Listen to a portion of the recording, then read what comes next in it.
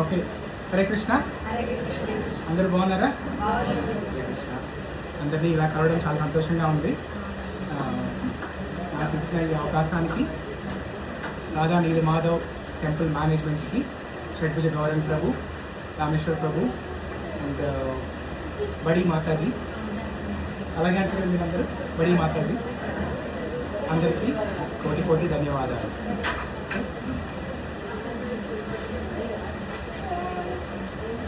So Prabhuji side అయితే వెళ్తున్నారు, ఇటు రావచ్చు చూడండి.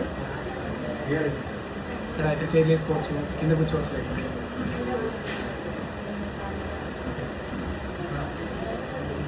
సో ఎలా నడుస్తుంది అందరికీ కార్తీక మంత్ సాధన, భక్తి సాధన ఎలా నడుస్తుంది? యాత్రకి ఎవరెవరు వచ్చారు? బృందావన యాత్రకి ఎవరెవరు వచ్చారు? ఒక మాతాజీ.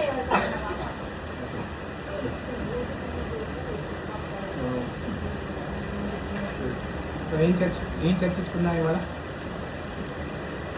మీరే చెప్పండి ఏదన్నా. గజేంద్ర మోక్షం గురించా? అది రేపు టెంపుల్లో చెప్తున్నాను, లేకపోతే మార్నింగ్ టెంపుల్లో కూడా క్లాసెస్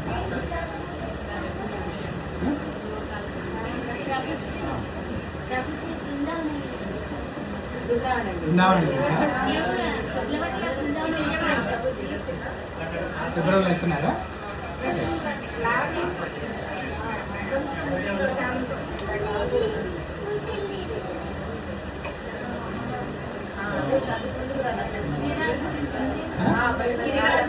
గిరిరాజ్ గురించి. ఓకే,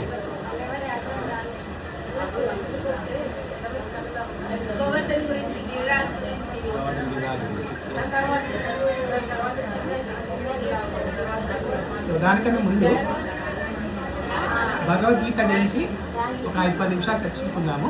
తర్వాత భాగవతము, అక్కడి నుంచి బృందావనంకి వెళ్దాము. ఓకే, డైరెక్ట్గా బృందావనానికి రాధారాణి ఇవ్వరు కదా, ఇన్విటేషన్ పర్మిషన్ ఇవ్వరు కదా, అందుకే స్లోగా మనం భగవద్గీత నుంచి స్టార్ట్ చేసి మళ్ళీగా బృందావనానికి ఫ్లైట్ తీసుకొని వెళ్దాం. ఓకే, సో భగవద్గీత ఎంతమంది చదివారు ఇక్కడ? సో భగవద్గీతలో మీకు బాగా నచ్చిన శ్లోకం చెప్పండి ఎవరైనా. సర్వధర్మాన్ పరిత్యాగ. అనన్యాస్ చింతయంతో మాం ఏ జనా పర్యుపాసతే.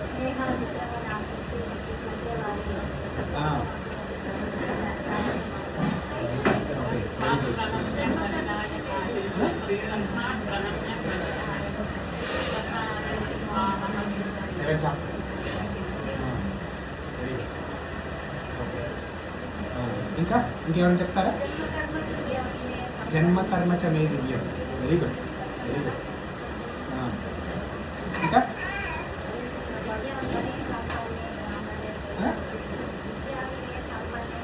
విద్యా వినయ సంపన్నే బ్రాహ్మణే గౌరీ అస్తి. Very good. తద్విధి పరిపాతేన పరిప్రశ్న సేవ. Very good.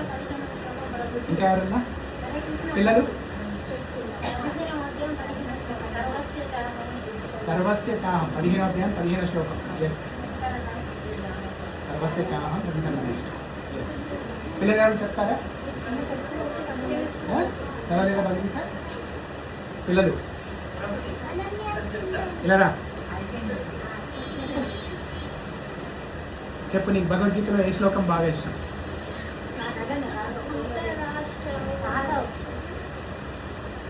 ధృతరాష్ట్ర వచ్చు ఫస్ట్ శ్లోకం. ఓకే,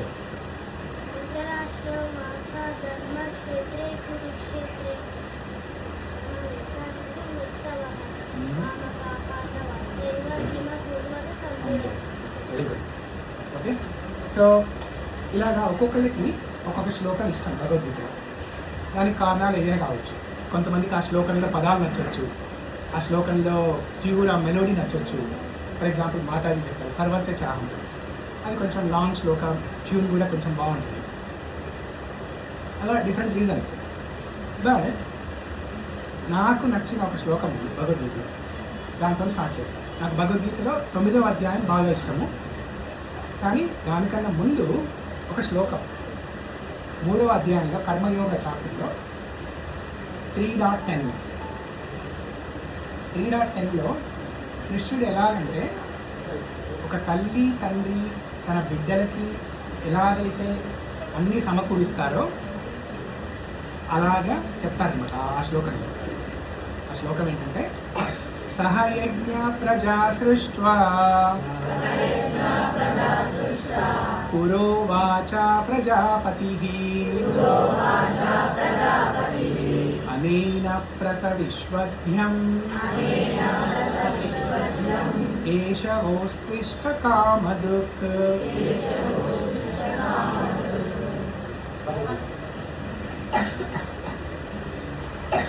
ఓపెన్ చేసింది కాదు అది ఓపెన్ చేయలేదు వెనకాల.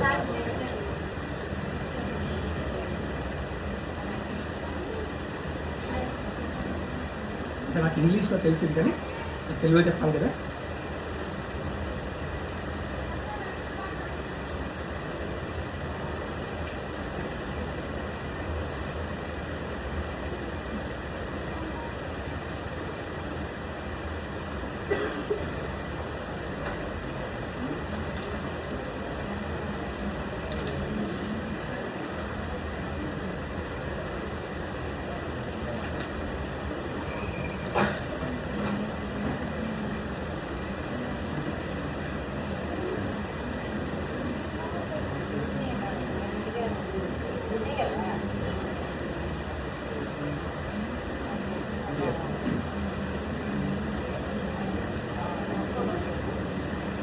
సృష్టి ఆరంభంలో ఎవరైనా మీ దగ్గర భగవద్గీత బుక్ కానీ ఫోన్లో కానీ ఇంకా ఓపెన్ చేయండి, చదవండి. సృష్టి ప్రారంభంలో అన్ని జీవుల ప్రభు విష్ణువు కోసం త్యాగాలతో పాటు తరతరాలుగా మానవులను మరియు దేవతలను పంపి వారిని ఇలా ఆశీర్వదించారు.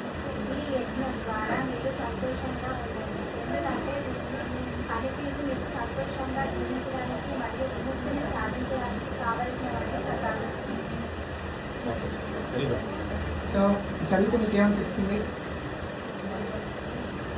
అంటే మనము హ్యాపీగా ఉండడానికి యజ్ఞాలు అవన్నీ నిర్వహించాలి, అవి చేసి మీరు హ్యాపీగా ఉండండి అని చెప్పేసి పరమాత్మ అందరినీ దీవిస్తున్నారు. సో ఈ శ్లోకానికి సంబంధించి నాకు ఎగ్జాంపుల్ చెప్తారు ఎవరైనా? ఈ శ్లోకం అర్థమైంది అందరికీ? ఈ శ్లోకంలో భగవంతుడు ఏం చెప్తున్నాడంటే సృష్టి ఆరంభంలో నేను అందరి జీవులని ఆ జీవులకు కావలసిన అన్నీ సమకూర్చాను. యజ్ఞ అన్నాడు భగవంతుడు. యజ్ఞ అనే పదం వాడాడు. యజ్ఞ అంటే యజ్ఞానికి సంబంధించిన అన్నీ, కాయలు, కూరగాయలు, పళ్ళు, పూలు, మనకి మెటీరియల్ వరల్డ్లో మనం జీవించడానికి, సంతోషంగా జీవించడానికి ఏమేమి కావాలో అన్నీ సమకూర్చాను అని చెప్తున్నాడు. సో సమకూర్చి దీవిస్తున్నాడు. మీరందరూ నేను అందించిన ఈ ఐటమ్స్ అన్నిటితోటి మీరు సంతోషంగా జీవించండి. దీనికి సంబంధించి ఒక ఎగ్జాంపుల్ చెప్పాలి నాకు మీరందరూ. మీరు చూస్తూనే ఉంటారు, తరచుగా చూస్తుంటారు. ఎస్పెషల్లీ లేడీస్ బాగా తెలుస్తుంది.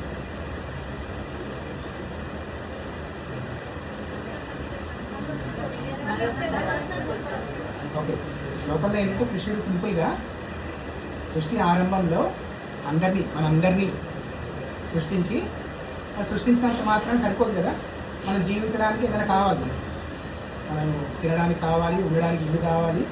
సో ఇవన్నీ సమకూర్చాడు అనమాట భగవంతుడు. సమకూర్చి సంతోషంగా ఉండండి అని చెప్పాడు.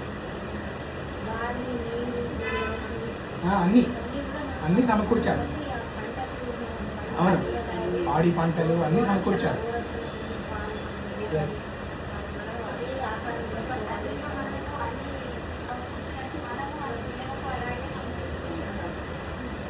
కరెక్టే. మీరు సగం దాకా వచ్చారు. ఇంకొంచెం స్పెసిఫిక్గా చెప్తే అది కంప్లీట్ అవుతుంది. సో ఇలాంటి చాలు.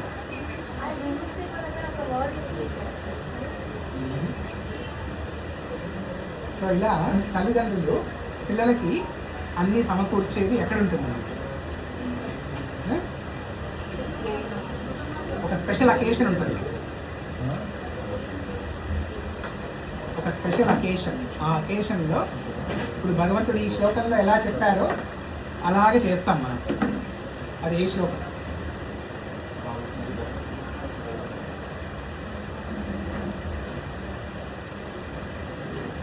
లేడీస్ బాగా తెలియాలి.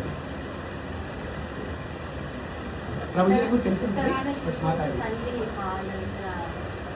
సరే నేనే చెప్తాను. పెళ్ళి ఒక క్లూ ఇస్తాను, చెప్తారా? పెళ్ళిలో జరిగే ఒక తంతు అది. కన్యాదానం. దానికన్నా ఇంకోటి అప్పగింతల కన్నా ముందు అరుంధతి జ్యోతికి అసలు సంబంధం లేదు.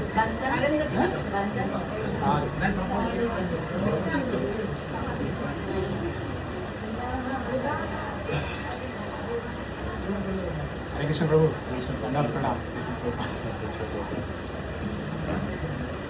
సో చెప్పాలి, ఇంత క్లూ ఇచ్చాను నేను మీకు. పెళ్లిలో జరిగే తంతు, కన్యాదానం తర్వాత, అప్పగింతల ముందు. మంగళదానం దీనికి సంబంధం లేదు. కాదు.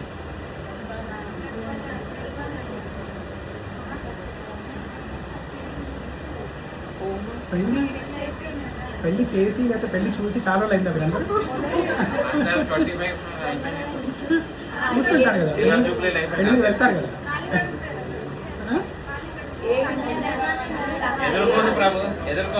కాదు. క్వశ్చన్ ఏంటంటే, భగవంతుడు సృష్టి ఆరంభంలో అందరికీ జీవుల్ని సృష్టించి అందరికీ ఏమేం కావాలో అన్నీ సమకూర్చాడు. సమకూర్చి మీరు వీటన్నిటితోటి సుఖ సంతోషంగా ఉండండి అని దీవించారు. దానికి సంబంధించి ఒక ఎగ్జాంపుల్ ఏమని అడుగుతున్నాను. నువ్వు కూడా చెప్పాను.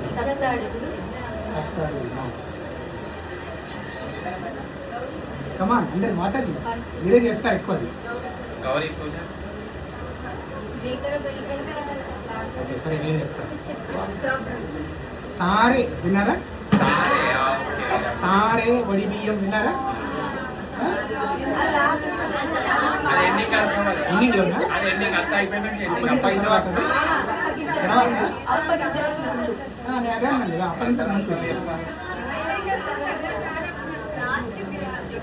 అప్పగింతలు ముందే ముందే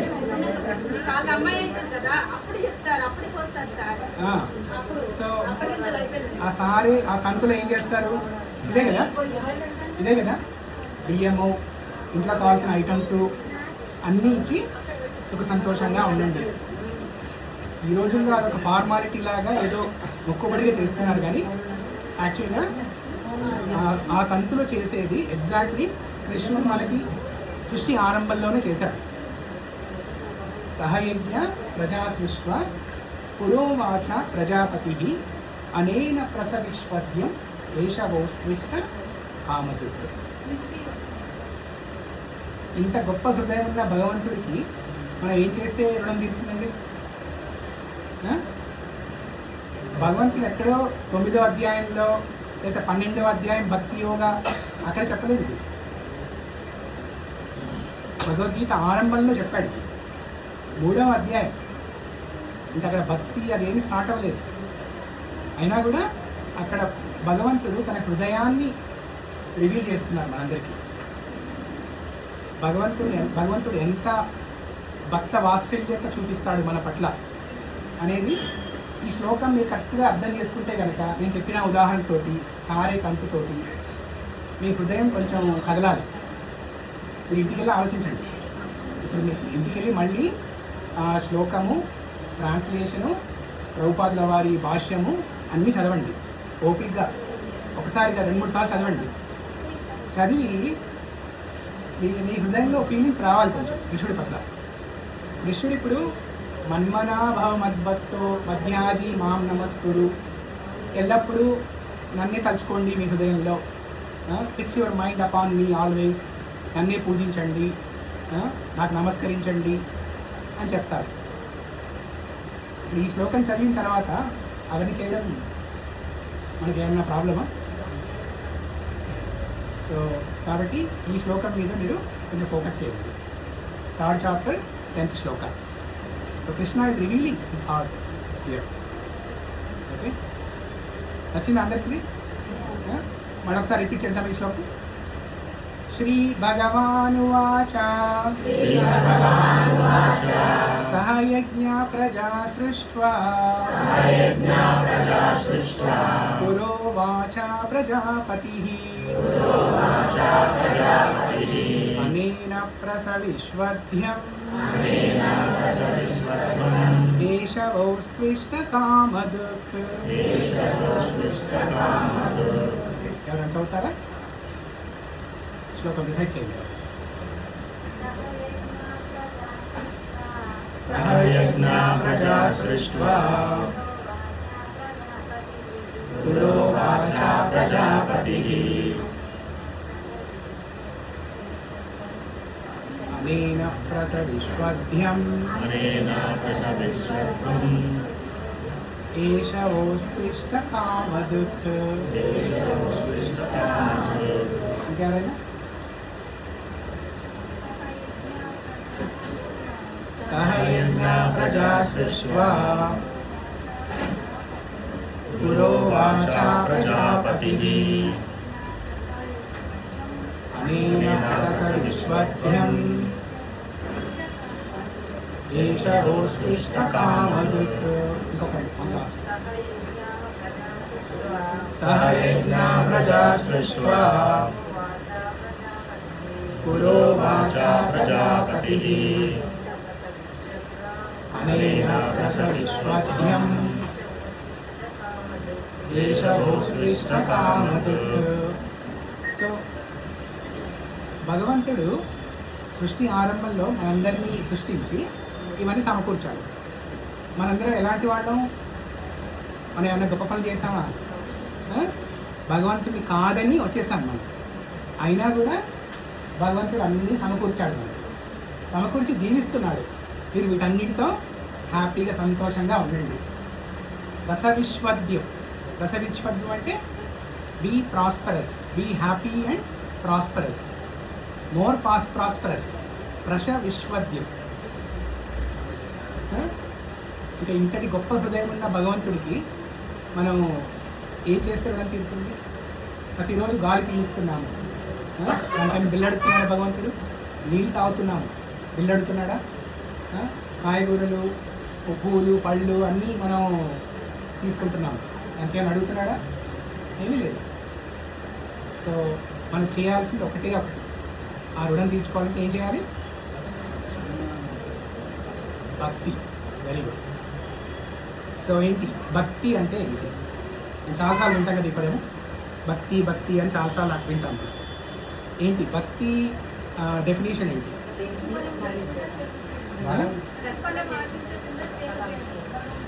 అది భక్తి కాదు, నిష్కామ కర్మ. అది నిష్కామ కర్మ, నిరంతరం ఆయనే స్మరించడం. ఓకే, ఇంకా ప్రభుజీలు ఏం మాట్లాడలేదు. సరెండర్ అవడం, శరణాగతి. ఓకే, ఇంకా నచ్చినది చేయడం, భగవంతుడికి నచ్చింది చేయడం. Very good. ప్రతి పనిలో కృష్ణ తలుచుకోవడం. మా మనుస్మర యుద్ధ. ఓకే, ఇంకా ఎవరో చెప్పారు అక్కడి నుంచి. ప్రేమపూర్వకంగా సేవ చేయడం. Okay, very good. ఇంకా మీరు కొంచెం దగ్గరికి వచ్చారు.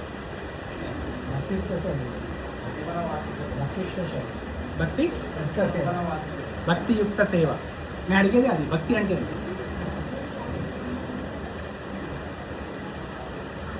మనని మనం భగవంతుడికి అర్పించుకోవాలి. ఓకే, సరెండర్ అని చెప్పారు ఇంతకుముందు. సో భక్తి డెఫినేషన్ ఇలా ఉంటుంది. అనన్య మమతా విష్ణో మమతా ప్రేమ సంగతః భక్తిరిత్యుచ్యతే భీష్మా ప్రహ్లాదోద్ధవ నారద.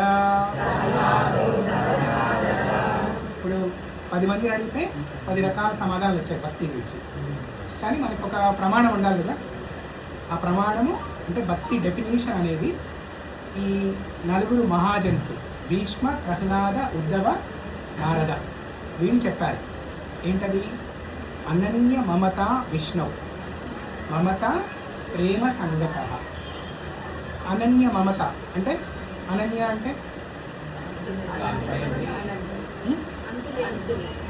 అంతులేని కాదు. ఎక్కడ దొరుకుతుంది? కాదు, ఎక్కడ దొరుకుతుంది? అనన్య. అనన్యాశ్చింతయంతో ఇందాక ఎవరు చెప్పారు ఆ శ్లోకం ఇష్టమని. కాదు,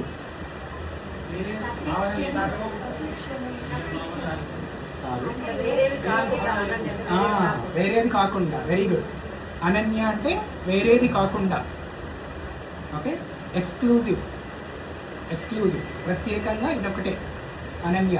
మమత, మమత అంటే కాదు, ప్రేమ ఇంకో వాడు ఉంది, వాత్సల్యం. వాత్సల్యం. ఓకే, ఇంకా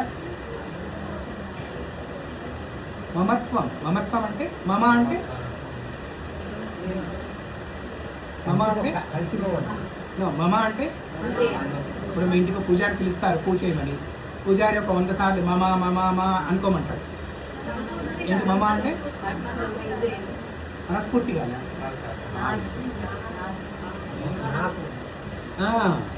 నాది, నాకు సంబంధించింది. నాది, నాకు సంబంధించింది. అహం అంటే నేను. మమ అంటే నాది, నాకు సంబంధించింది. మమత్వం అంటే సేమ్ థింగ్, అదే నాకు సంబంధించింది అనే ఒక భావన. నాకు సంబంధించింది అనే ఒక భావన అంటే ఓనర్షిప్. సింపుల్గా చెప్పాలంటే ఓనర్షిప్ అనుకోండి. సో అనన్య మమత అంటే ఏంటి? ఇప్పుడు దాని అర్థం ఏంటి? వేరే అన్యమైనది ఏది కాకుండా ఇదే నా సొంతం అనే ఒక భావన. వేరే అన్యమైనది ఏది కాకుండా ఈ ఒక్కటే నా సొంతం, ఈ హృదయంలో ఇదొక్కటే ఉంది నాకు అనే ఒక భావన. అనన్య మమత. అనన్య మమత విష్ణు అంటే ఈ భావన ఎవరి పట్ల ఉండాలి? విష్ణువు పట్ల, భగవంతుడి పట్ల, కృష్ణుడి పట్ల. దానికి ఇంకోటి యాడ్ చేశారు, ప్రేమ సంగత. ప్రేమ కూడా ఉండాలి.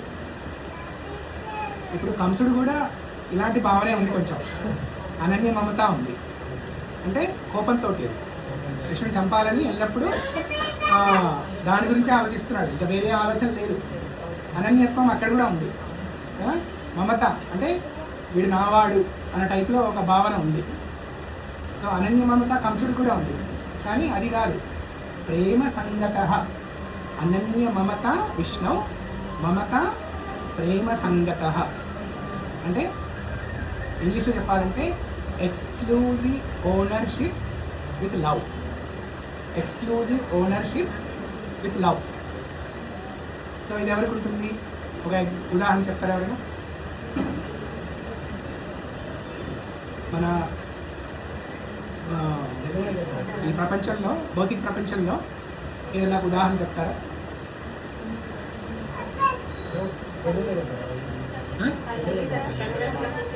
ఎక్స్క్లూజివ్ ఓనర్షిప్ విత్ లవ్ అనేదా? తల్లిదండ్రులు. Yes, very good. తల్లిదండ్రులు పిల్లలపై చూపించే ప్రేమ అలాంటిది. ఇప్పుడు తల్లి చూస్తే ఎంతసేపు నా పాప నా పాప. నీ పేరేంటమ్మా? సాయి. సాయి ప్రణవి. ఎవరు మీ మదర్? ఎవరు? సరిత. అంతేనా? సో సరిత మాతాజీ ఏమంటారు ఎప్పుడు? నా పాప నా పాప, నా సాయి ప్రణవి, నా సాయి ప్రణవి ఎల్లప్పుడూ చుట్టే తిరుగుతుంటుంది, అంతే కదా? సో అదొక ఉదాహరణ. అనన్య మమత ప్రేమ అనడానికి అదొక ఉదాహరణ. ఇదే తెలుగు వర్డ్, ఇదే అనన్య మమత ప్రేమ, ఇదే Telugu word. Okay. So Yashodamma ఏం చేసేది? యశోదమ్మ ఎప్పుడు కృష్ణుడు గురించి? మైలాల మైలాల మేరే లాల ఎప్పుడు కృష్ణుడు వెంటనే పడి మైలాల మైలాల అంటూ తిరిగేది. బృందావనంలో గోపికలు వచ్చి యశోదమ్మ దగ్గరికి వచ్చి, యశోదమ్మ నీకు తెలుసా కృష్ణుడు భగవంతుడు, నీకు తెలుసా ఆ విషయం అడుగుతారు. అప్పుడు యశోదమ్మ ఏమంటుంది? అవునవును, భగవంతుడు అంటే జాయింట్ ప్రాపర్టీ, జాయింట్ అకౌంట్ అంటే ఆ అకౌంట్లో ఎవరున్నారో అందరికీ బాగా ఉంటుంది. కాదు వాడు నావాడు, నా ఒక్కడికే సంబంధం, నా ఒక్కదానికే సంబంధం. అది అనన్య మమత విష్ణు మమత ప్రేమ సంగత.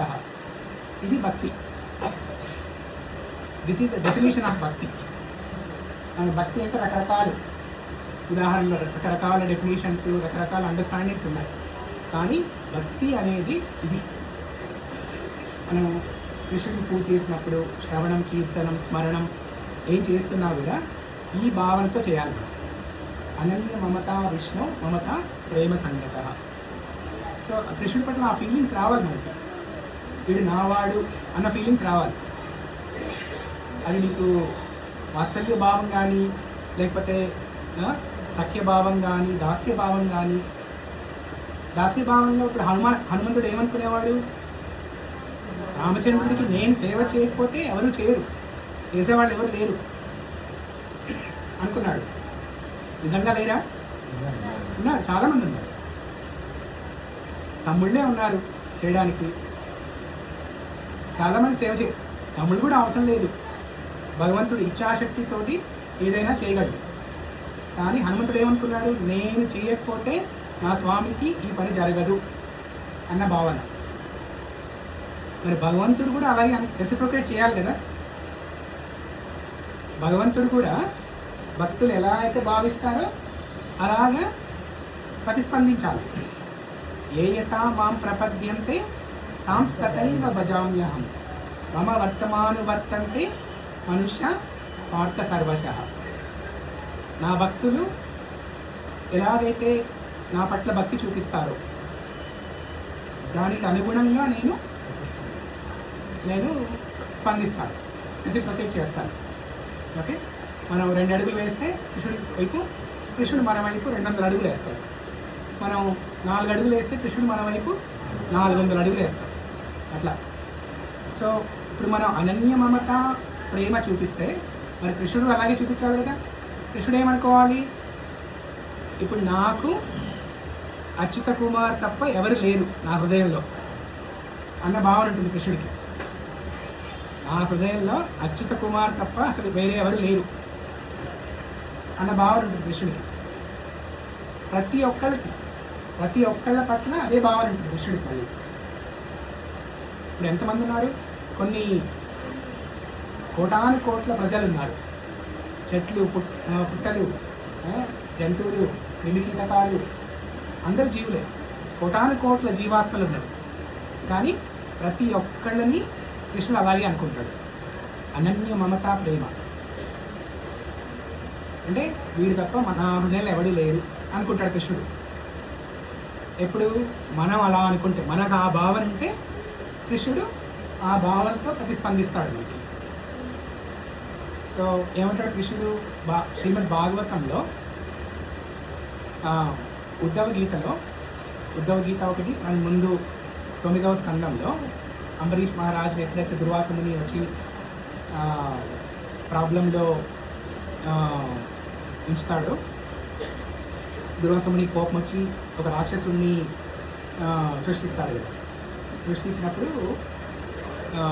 విష్ణు సుదర్శన చక్రం వదిలి రాక్షసుని సంహరిస్తాడు. తర్వాత ఆ సుదర్శన చక్రంతో దుర్వాసముని తరిమేస్తుంటాడు.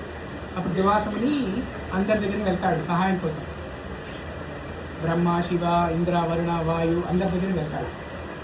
ఎక్కడికి వెళ్ళినా కూడా సహాయం ఉండదు. అప్పుడు విష్ణు దగ్గరికి వెళ్తాడు. వెళ్ళి విష్ణువుని అడుగుతాడనమాట. నేను చేసింది చాలా చిన్న పని, ఒక రాక్షసుని సృష్టించి ఏదో కొంచెం బెదిరిద్దాం అనుకున్నాను అంబరీష్ మహారాజు, దానికే నువ్వు సుదర్శన చక్రం వదిలేవా అని అడుగుతాడు. ఎందుకు అని అడుగుతాడు. అప్పుడు భగవంతుడు చెప్తాడనమాట, అహం భక్త పరాధీనో హి అస్వతంత్ర ఇవ ద్విజః సాధవో గ్రస్త హృదయం భక్తైర్భక్త జనప్రియ. అహం భక్త పరాధీనో హి అంటే నేను నా భక్తుల వశంలో ఉంటాను, భక్తుల ఆధీనంలో ఉంటాను. అది కరెక్టేనా? ఎవరి ఆధీనంలో ఉంటారు? భక్తుల ఆధీనంలో, భక్తులు భావన ఆధీనంలో ఉంటారు. యాక్చువల్గా మనకు తెలిసిన విషయం భక్తులు భగవంతుని ఆధీనంలో ఉంటారు, అంతే కదా. కానీ ఇక్కడ భగవంతుడు ఏం చెప్తున్నాడు? నేను భక్తుల ఆధీనంలో ఉంటానని చెప్తున్నాడు.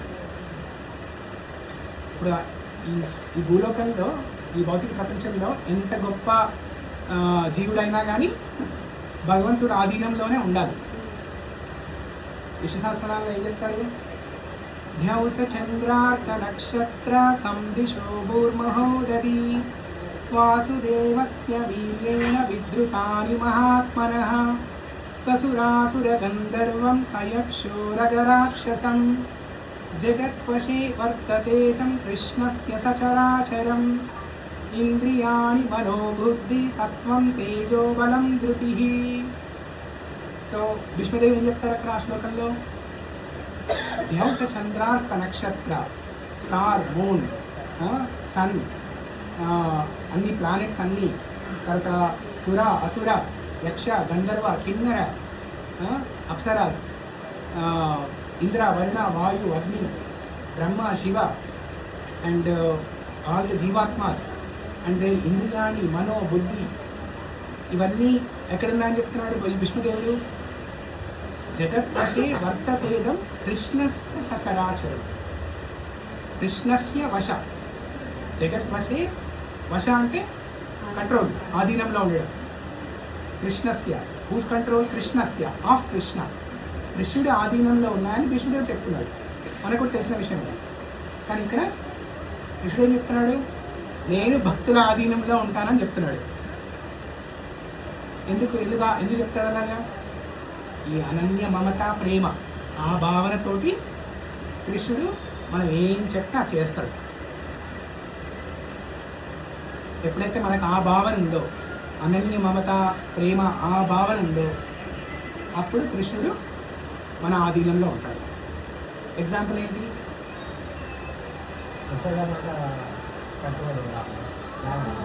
దామోదర్ లీల. యశోదమ్మ కృష్ణుని కట్టుబడేసింది. యశోదమ్మ కృష్ణుని ఏడిపించింది, భగవంతుడిని ఏడిపించింది. భగవంతుడు మనల్ని ఏడిపిస్తాడు రోజు.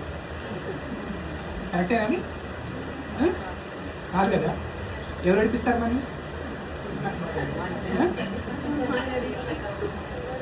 హస్బెండ్, వైఫ్, అంతేనా? హస్బెండ్ వైఫ్ని హస్బెండ్ ఏడిపిస్తారు, అంతేనా? అది కాకపోతే పిల్లల్ని ఏడిపిస్తాం మనం, అంతేనా?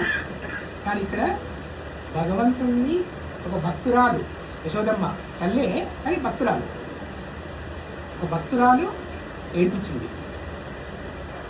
ఆ లీలలో, దామోదర్ లీలలో కృష్ణుడు ఏమన్నా నటిస్తున్నాడా? నటించట్లేదు. అది నిజం. అది ఆ ఏడవడం అనేది నిజం. ఒక దామోదరాష్టకంలో చెప్పినట్టుగా ఆతంక నేత్రం అంటే కళ్ళల్లో ఒక భయం ఉంది. ఆతంకం అంటే టెర్రర్, ఆతంకవాది అంటే టెర్రరిస్ట్ కదా. అలాగే కళ్ళల్లో భయం ఉంది కృష్ణుడి కళ్ళల్లో. కృష్ణుడు అందరినీ భయపెట్టేవాడు, అందరినీ కంట్రోల్ చేసేవాడు. అలాంటి కృష్ణుడిని ఒక భక్తురాలు తన వశంలో తెచ్చుకుంది. ఓకే, దట్ ఈస్ వాట్ అహం భక్త పరాధీనో హి అస్వతంత్ర. అస్వతంత్ర అంటే నేను స్వతంత్రుణ్ణి కాదు. కృష్ణుడు స్వతంత్రుణ్ణి కాదు అని చెప్తున్నాడు. స్వతంత్రుని కాదు అంటే ఇంకొకళ్ళ మీద ఆధారపడి ఉన్నాడు అనమాట.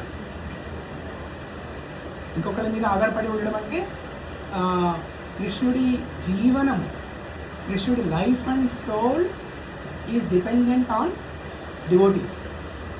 భక్తులు లేకపోతే కృష్ణుడికి జీవనం లేదు. అది అస్వతంత్ర అనే పదానికి అర్థము. భక్తులు లేకపోతే కృష్ణుడికి జీవనం లేదు. అంటే కృష్ణుడి జీవనం అనేది భక్తుల మీద ఆధారపడి ఉంది. చూడండి ఎంత ఎంత గొప్పగా ఉంది విషయం. భాగవతం ఒక మంచి రైప్ మ్యాంగో లాంటిది. సీజన్ తినే ఉంటారు మీరు, ప్రతి ఇయర్ తింటుంటారు. సో తిన్నప్పుడల్లా మీకు భాగవతం గుర్తు రావాలి. నిగమ కల్పతరో గలితం ఫలం శుకముఖాద్ అమృత ద్రవ సంయుతం పిబత భాగవతం రసమాలయం ముహురహో భువి భావిక ముహురహో రసిక భువి భావిక.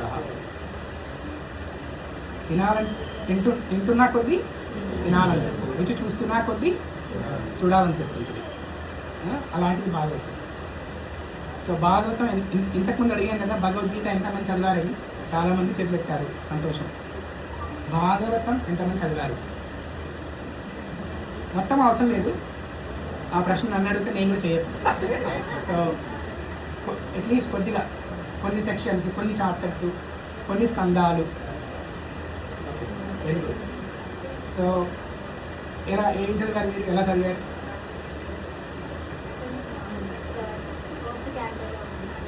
సిస్టమాటిక్గా చదువుతున్నారా ఫస్ట్ నుంచి? Okay, 4th chapter. మీరు మాట్లాడి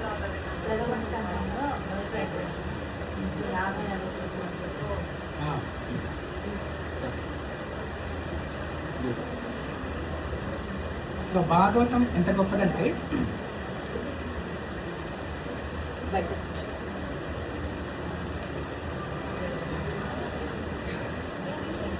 సో భాగవతం వింటుంటే మనకు పండగలాగా ఉంటుంది. షడ్బిల్ గౌరవ్ ప్రభు యాత్రలో కలిసినప్పుడు నేను చూసి మాట్లాడుతున్నప్పుడు ఇలా అన్నారు నాతో మాట, ప్రభుజీ మేము చూడడం చాలా సంతోషంగా ఉంది, మీరు అచ్యుత్ కుమార్ ప్రభు ఇద్దరు వచ్చారు, మీరు మన కాంగ్రిగేషన్కి వచ్చి అందరితోటి కృష్ణ కథ చర్చిస్తే నాకు పండగలా ఉంటుంది. మీ ఇద్దరు ఒకేసారి వచ్చి అరిస్తారు, చాలా పండగలా ఉంటుంది అని అన్నారు. ఆ పండగ అనేది మేము రావడం వల్ల కాదు, పండగ ఎప్పుడు వస్తుంది?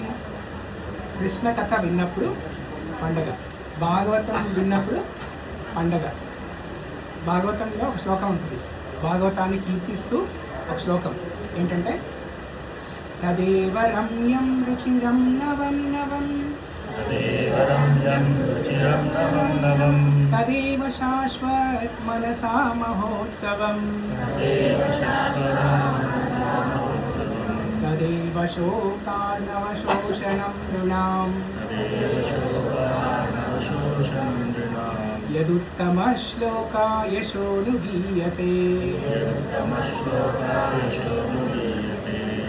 సో ఈ శ్లోకంలో ఏం చెప్పారు? తదేవ రమ్యం. రమ్యం అంటే భాగవతం గురించి. ఈ పదాలన్నీ ఇక్కడ, ఈ విశేష పదాలన్నీ భాగవతం గురించి. రమ్యం అంటే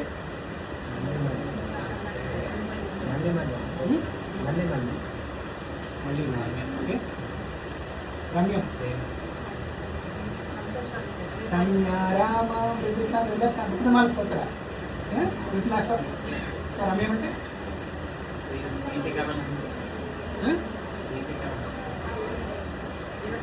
అక్కడి నుంచి వచ్చిన ఆన్సర్ ప్రీతికరమైనది. Okay, yes correct. రమ్యం అంటే అట్రాక్టివ్, ప్రీతికరమైనది, ఇష్టమైనది, అట్రాక్టివ్. తదేవ రమ్యం రుచిరం. రుచిరం అంటే రుచి అంటే టేస్ట్. ఓకే, భాగవతం అనేది రుచిగా ఉంటుంది, ప్రీతికరంగా, అట్రాక్టివ్గా, ఆకర్షణీయంగా ఉంటుంది. ఈ రెండు ఒకదాని చేతిలో ఇంకోటి పోతాయి. ఏది? రమ్యము రుచిరం అనేది రెండు ఇంటర్డిపెండెంట్. ఏదైతే ఆకర్షణీయంగా ఉంటుందో అది రుచిగా ఉంటుంది, ఏదైతే రుచిగా ఉంటుందో అది ఆకర్షణీయంగా ఉంటుంది. గులాబ్ జామున్ చూడడానికి ఆకర్షణీయంగా ఉంటుంది, రుచిగా కూడా ఉంటుంది, రెండు. అలాగే ఏదైతే రుచిగా ఉంటుందో అది ఆకర్షణీయంగా ఉంటుంది, ఏదైతే ఆకర్షణీయంగా ఉంటుందో అది రుచిగా ఉంటుంది. తదేవ రమ్యం రుచిరం నవం నవం. నవం నవం అంటే కొత్తగా ఉంటుంది, ఎప్పుడు నిత్య నూతనంగా ఉంటుంది. దామోదర లీల ఎప్పుడు జరిగింది? 5000 సంవత్సరాల క్రితం. ఇప్పుడు చదువుకున్నా కూడా మనం దామోదర లీల ఏదో నిన్న జరిగిందో, ఈరోజే జరిగిందేమో అన్నట్లుగా ఉంటుంది, ఇప్పుడే జరిగిందేమో అన్నట్టుగా ఉంటుంది. కాసేపు జరగబోతుంది ఇప్పుడు. సో కృష్ణుడు నవనవ యవన మానం అనే ఒక విశేషణతోటి కృష్ణుడు ఈ సౌందర్యాన్ని చెప్తారు. అంటే కృష్ణుడు ఎప్పుడు చూసినా కూడా ఒక 16 ఇయర్స్ 25 ఇయర్స్ బాయ్లా ఉంటాడు, అంతకన్నా ఎక్కువ పెరగడు. ఎప్పుడు చూసినా అంతే అందంగా, ఇంకా అందం రోజు రోజుకి ద్విగుణీకృతం అవుతుంటుంది. నవనవ యవనామానం. అలాగే భాగవతం కూడా నవం నవం తదేవ రమ్యం రుచిరం నవం నవం. నెక్స్ట్ లైన్ తదేవ శోకార్ణవ ననం తదేవ రమ్యం రుచిరం నవం నవం తదేవ శోకార్ణవ శోషణం గుణం ననం తదేవ శాశ్వత్ మనసా మహోత్సవం. తదేవ శాశ్వత్ అంటే ఈ భాగవతం చదవడం వల్ల వచ్చే ఫలితం అనేది శాశ్వతం. ఇది శాశ్వతమైన ఆనందం. మనకి శ్రేయస్ ప్రేయస్ అనే రెండు ఉంటాయి కదా. ప్రేయస్ అంటే తాత్కాలిక లాభం. భౌతిక ప్రపంచంలో ఇంద్రియ విషయాల నుంచి వచ్చేది తాత్కాలిక లాభం, కానీ భక్తి ద్వారా వచ్చేది శ్రేయస్. శ్రేయస్ అనేది శాశ్వతమైనది. సో భాగవతం చదవడం వల్ల మనకు వచ్చే ఆ ఫలితము, ఆ అనుభూతి, ఆ ఆనందము శాశ్వతం. తదేవ శాశ్వత్ మనసా మహోత్సవం. భాగవతం చదువుతుంటే, కృష్ణ కథ వింటుంటే, ఇలా భక్తుల సాంగత్యంలో కృష్ణ కథ చర్చించుకుంటే ఒక పండగలా ఉంటుంది. సరే, ఇప్పుడంటే ఇంతమంది భక్తులు ఉన్నారు కాబట్టి ఆ పాజిటివ్ వైబ్రేషన్స్ వీటన్నిటి వల్ల డెఫినెట్లీ భాగవతం చర్చించుకున్నా చర్చించకపోయినా కూడా ఒక పండగలా ఉంటుంది. మీరు వేరే ఏ విషయాల గురించి మాట్లాడుకున్నా ఒక పండగలా ఉంటుంది. కానీ మీరు ఇంటికి వెళ్ళిన తర్వాత కూడా, మీరు ఒక్కళ్ళే ఉన్నప్పుడు కూడా భాగవతము కృష్ణ కథ గురించి ఆలోచిస్తున్నప్పుడు మీ మనసులో ఒక పండగలా ఉంటుంది. మనసా మహోత్సవం. మీకు ఎప్పుడైనా బాగా బాధ అనిపించింది అనుకోండి, భాగవతంలో ఒక శ్లోకం, భాగవతంలో ఒక స్థుతి, కుంతి స్థుతి, భీష్మ స్థుతి, గజేంద్ర స్థుతి, ఏదో ఒక స్థుతి తీసుకొని లేకపోతే ఒక శ్లోకం, స్థుతి మొత్తం అసలు ఒక శ్లోకాన్ని మనసులో తలుచుకోండి, లేకపోతే ఒక లీల మనసులో తలుచుకుంటే మీకు కలిగే ఆనందము ఒక పండగలా ఉంటుంది. మనసా మహోత్సవం. అండ్ దెన్ తదేవ శోకార్ణవ శోషణం రుణం. తదేవ శోకార్ణవ శోషణం రుణం. శోకార్ణవం అంటే ఈ దుఃఖ సాగరం, అర్ణవం అంటే సాగరం, ఈ సంసార సాగరం, దుఃఖ సాగరం. ఈ దుఃఖ సాగరంలోంచి బయటపడేస్తుంది భాగవతం. దుఃఖ సాగరంలోంచి బయటపడేస్తుంది. ఇంకా మనకేం కావాలి? మనకు కావాల్సినవన్నీ ఉన్నాయి ఇక్కడ. మనం ప్రతిరోజు ఏమైతే కోరుకుంటామో అవన్నీ ఉన్నాయి ఇక్కడ భాగవతంలో. సో భాగవతం మీరు ఫస్ట్ నుంచి చివరి వరకు చదవడం అనేది అదొక స్టైల్ ఆఫ్ రీడింగ్ భాగవతం. కానీ నేను అబ్జర్వ్ చేసింది ఏంటంటే అది అంత ఈజీగా సాధ్యమయ్యే పని కాదు.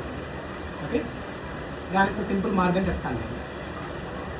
ఏం చేయండి అంటే, మీరు ఒక సెక్షన్ లాగా తీసుకోండి. భాగవతంలో కొన్ని సెక్షన్స్ తీసుకోండి. కొన్ని భాగాలు తీసుకొని వాటిని చదవండి, వాటిని అర్థం చేసుకోండి, వాటి మీద మెడిటేట్ చేయండి. అప్పుడు మీరు ప్రథమ స్కందం నుంచి 12th క్యాంటో వరకు చదవచ్చు. రకరకాల సెక్షన్స్ చదవచ్చు. ప్రేయర్స్ తీసుకోండి. భాగవతంలో ప్రేయర్స్ ఉంటాయి. స్టార్టింగ్ ఫ్రమ్ కుంతి స్థుతి, ఫస్ట్ కుంతి స్థుతి దగ్గర నుంచి కుంతి స్థుతి, భీష్మ స్థుతి, గజేంద్ర స్థుతి, Prahlada, prayers of Prahlada, prayers of Dhruva, Gopi Geet, Venugeet, Bhramara Geet, prayers of Vritrasura, ఇంకేమున్నాయి? బ్రహ్మస్థుతి, Akrura, very good, prayers of Akrura, గర్భస్థుతి, కృష్ణుడు దేవకి గర్భంలో ఉన్నప్పుడు దేవతలు ఎలాగైతే స్థుతించారు, గర్భస్థుతి, ఉద్ధవగీత. సో ఇలాగ సెక్షన్స్ తీసుకొని చదవడం స్టార్ట్ చేస్తే ఈ లైఫ్ టైంలో కంప్లీట్ చేయగలం. ఇంకా నేను చాలామంది చూసాను, ఫస్ట్ క్యాంటో నుంచి తీసుకొని చివరి వరకు చదవాలని ఒక గోల్ పెట్టుకుంటారు. అది సాధ్యమయ్యే పని కాదు. మనకి ఎంత లైఫ్ ఉందండి? ఇంకా 10 ఏళ్ళు 20 ఏళ్ళు అంతేనా? ఆ తర్వాత బతుకున్నా కూడా చదివే ఓపిక ఉండదు, చదవాలని ఇంట్రెస్ట్ కూడా ఉండదు. కాబట్టి ఈ శక్తి ఉన్నప్పుడు ఇప్పుడే మీరు ఇలా భాగవతం మొత్తం కూలంకుషంగా ఇలా ఏదైనా ఒక టాపిక్ థీమ్ లాగా తీసుకొని చదవండి. చదివితే అది సాధ్యం. ఓకే, సో కృష్ణుడు అనుమతిస్తే రేపు పొద్దున టెంపుల్లో గజేంద్ర స్థుతి కానీ భీష్మ స్థుతి కానీ ఇలా చెప్తాను నేను. అయినంత ప్రభు మీరు కూడా చెప్పండి. నేను చెప్పినా ఇంకా మీరు చెప్పండి. 5-10 minutesలో అందిస్తాను. మీరు చెప్పండి.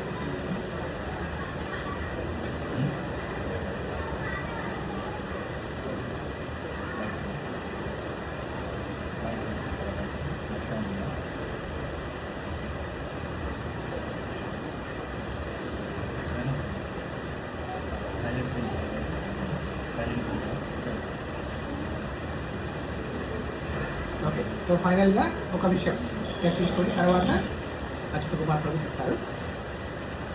ఈ దామోదర లీల ఇంకో 4-5 రోజులు అయిపోతుంది కదా. సో దామోదర లీల మనము నెల రోజులు జరుపుకుంటాం. వేరే ఏ లీల కూడా ఇంత నెల రోజులు జరుపుకోము. జన్మాష్టమి కూడా 1 రోజు 2 రోజులు 3 రోజులు మహా అయితే. దామోదర లీల ఒక్కటే నెల రోజులు జరుపుకుంటాం. ఎందుకు?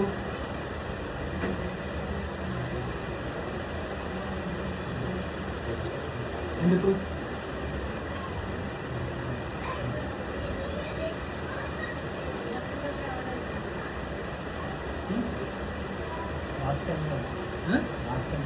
వాత్సల్యం.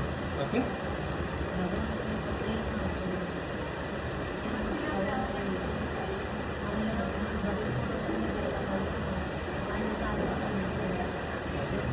అవి చాలా లీలలు ఉన్నాయి అలాంటివి.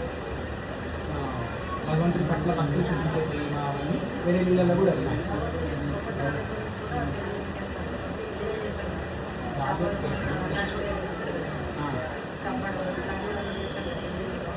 అవును, కార్తీక మాసంలోనే జరిగాయి కదండి అన్ని దామోదర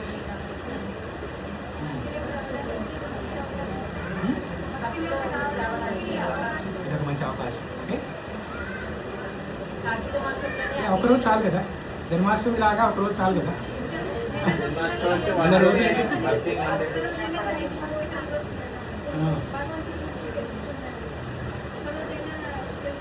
జన్మాష్టమి ఎందుకు 4 రోజులు చేయరు? అది అన్నిటికన్నా మెయిన్ ఇంపార్టెంట్ కదా. కృష్ణ జననం కన్నా మించింది ఏముంటుందండి? కృష్ణ జననం కన్నా మించిన లీల ఏముంటుంది ఇంకా?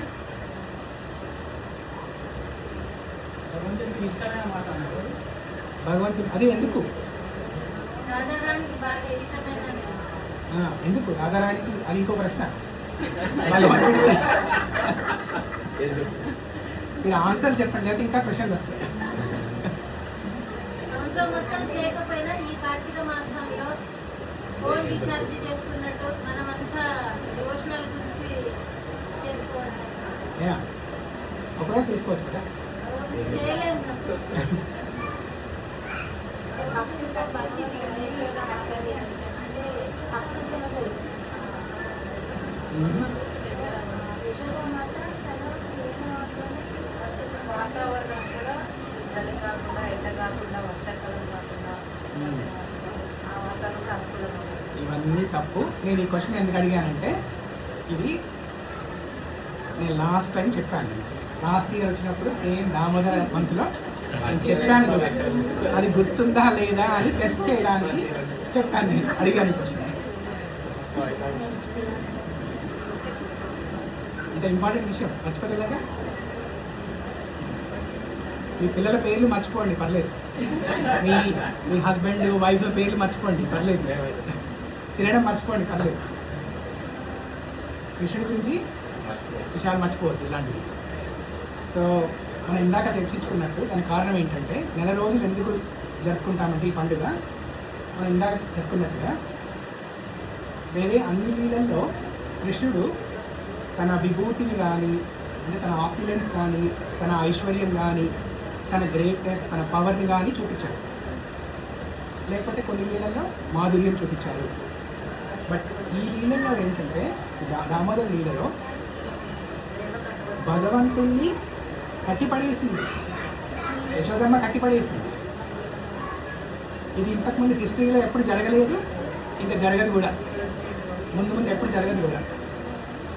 ఇప్పుడు మనం ఇలా మాట్లాడుకుంటున్నప్పుడు ఈ టైంలో యశోదమ్మ ఏదో ఒక లోకంలో కృష్ణుని కట్టి వేస్తుంటాడు. నిజమనేది? ఎందుకంటే ఇవన్నీ నిత్య లీల కదా, భగవంతుడి లీలలన్నీ నిత్య లీలలు. ఏదో ఒక లోకంలో ఈ దామోదర లీల ఇప్పుడు ఈ నిమిషంలో జరుగుతుంది. సో భగవంతుడు ఒక భక్తుల ఆధీనంలోకి వచ్చిన విషయం కాబట్టి ఒక భక్తురాలు భగవంతుడిని ఏడిపించింది, కట్టిపడేసింది. ఇంకా దానికన్నా గొప్ప విషయం ఏముంటుంది? భక్త్యా మాం అభిజానంతి యావాన్ యశ్చాసి తత్పతః. కృష్ణుడు భగవద్గీతలో చాలా శ్లోకాలు చెప్తారు. ఒక్క భక్తి వల్లనే నన్ను పొందగలరు ఎవరైనా, భక్తి వల్లనే పొందగలరు, వేరే ఏ విషయం ద్వారా పొందలేరు. సో అలాంటి భగవంతుడిని యశోదమ్మ కట్టిపడేసింది. అంటే ఇది స్పెషల్ కదా. ఇప్పుడు ఈ లీల ఇలా భగవంతుడిని కట్టిపడేయం అనేది ఇంతకుముందు ఎప్పుడు జరగలేదు, ఏ లీలలో జరగలేదు. జన్మాష్టమి కృష్ణ జనన లీల అది కృష్ణుడికి సంబంధించింది. కృష్ణుడు ఏమనుకున్నాడు, నా బర్త్డే కదా, I don't want to keep it high profile, నేను లో ప్రొఫైల్ మెయింటైన్ చేస్తాను అని కృష్ణుడు ఓన్లీ 1 డే చాలని అన్నాడు. కానీ ఇక్కడ ఏంటంటే భక్తులని గ్లోరిఫై చేయడానికి, ఇక్కడ కృష్ణుడిని గ్లోరిఫై చేయట్లేదు మనం. ఎవరిని గ్లోరిఫై చేస్తున్నాము? మనం దామోదర అంటాం అంతే, దామోదర లీల పేరుకి అంతే. అది గ్లోరిఫై చేసేది ఎవరిని? యశోదమ్మని, రాధారాణి. యశోదమ్మని, రాధారాణి పేరుకే దామోదర లీల అంతే. అసలు కీర్తి అంతా యశోదమ్మది. యశోదమ్మ పేరులోనే ఉంది యశస్, కీర్తి అనేది. యశోద అంటే యశస్సుని ఇచ్చేది, యశోదమ్మని కృష్ణుడికి కీర్తినిస్తుంది. సో కాబట్టి కృష్ణుడిని పొగాడాల్సిన అవసరం లేదు. ఇక్కడ యశోదమ్మ పొగిడితే చాలు, కృష్ణుడు దానికన్నా సంతోషిస్తాడు. ఇప్పుడు కృష్ణుడిని కృష్ణ అంటే సంతోషిస్తాడు తప్పకుండా, కానీ యశోదానందన్ అంటే తప్పకుండా పలుకుతాడు. కృష్ణ అంటే పలకొచ్చు, పలకపోవచ్చు.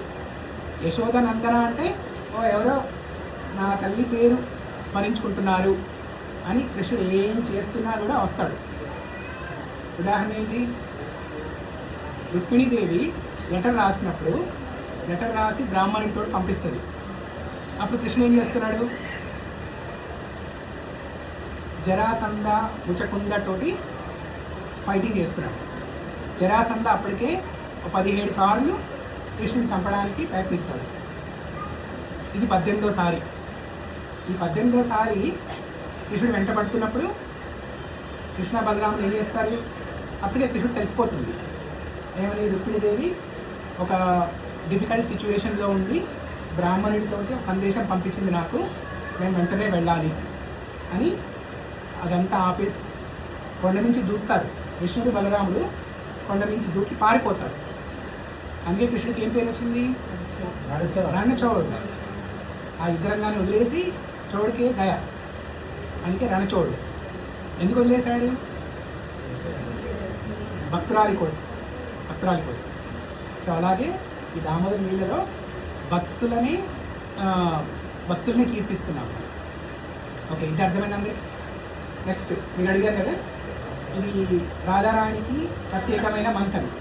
ఎందుకు?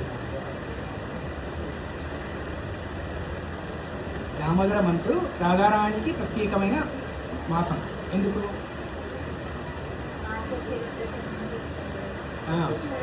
ఫస్ట్ రాధారాణి, తర్వాత కార్తీక, తర్వాత మానసిక రాధారాణి, తర్వాత ఓకే, ఇంకా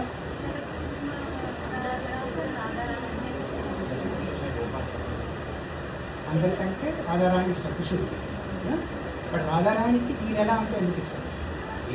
మనము రాధారాణిని ఎందుకు ప్రత్యేకంగా ఈ నెలలో కీర్తిస్తాం? రాధారాణి కూడా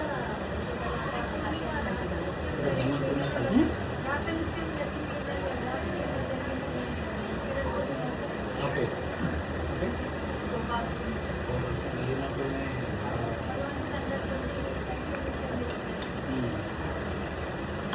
యశోదమ్మ కృష్ణుని ఎలా కట్టేసింది? తాడుతో కట్టేసింది. ఇలాగా ఒకసారి ట్రై చేయగానే అయిపోయిందా? ఏమైంది?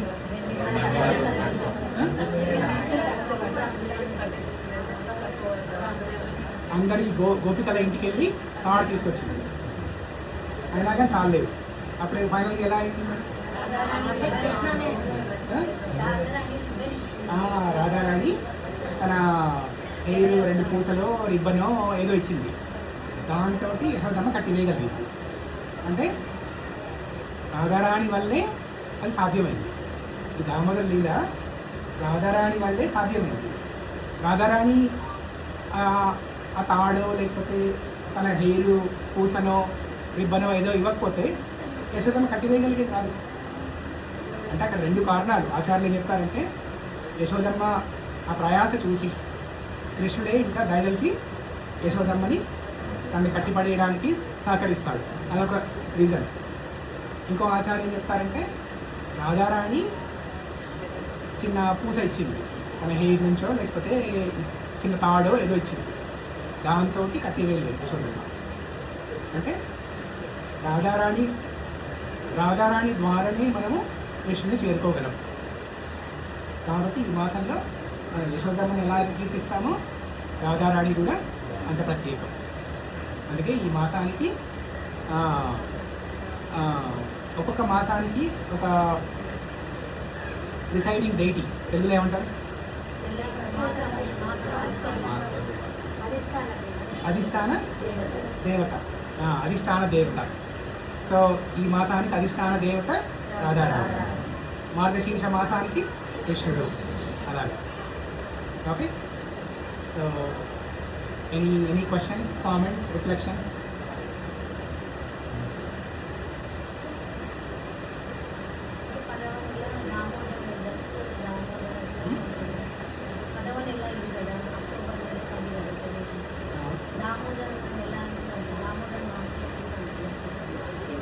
దామోదర మాసం అంటారు. అంటే 10వ నెల దామోదరుడికి ఇప్పుడు మన అన్ని 12 మాసాలకి పేర్లు ఉన్నాయి. దామోదర మాసం, మాధవ మాసం, గోవింద మాసం, అట్లా ఒక్కొక్క నెలకి ఒక్కొక్క మాసం పేరు ఉంది. అలాగే ఈ మాసానికి దామోదర మాసం అనే పేరు అదొక రీజన్. బట్ మనకి ఈ వైష్ణవులకి సంబంధించి అసలు రీజన్ ఏంటి? ఈ నెలలో దామోదర లీల జరిగింది కాబట్టి దామోదర మాసం. ఓకే. సో చాలా సంతోషం మీ అందరితో ఒక 4 విషయాలు కృష్ణ చర్చించుకోవడం. ఇప్పుడు అచ్యుత కుమార్ ప్రభు చెప్తారు. పంచాకల్పతరుభ్యశ్చ కృపాసింధు అధికారాన్ని పాదం